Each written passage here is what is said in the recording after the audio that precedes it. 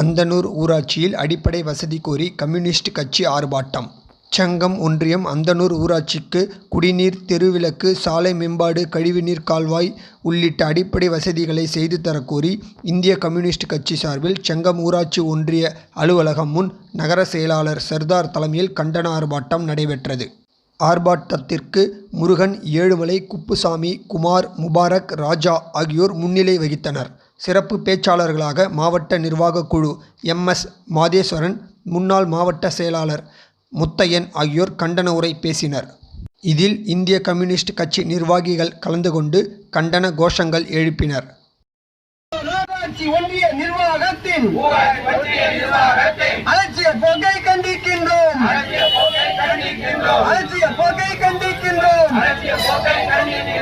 அந்தனூர் ஊராட்சி பகுதியிலே 7 நகர் மக்களுக்கு குடிநீர் தேவையை பூர்த்தி செய்ய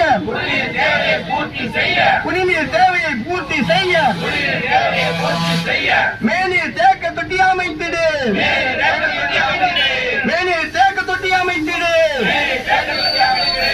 பத்தாண்டுக்கு முன்பாக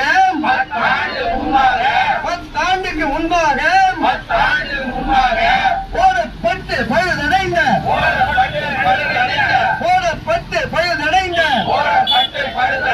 சிமெண்ட் சாலைகளை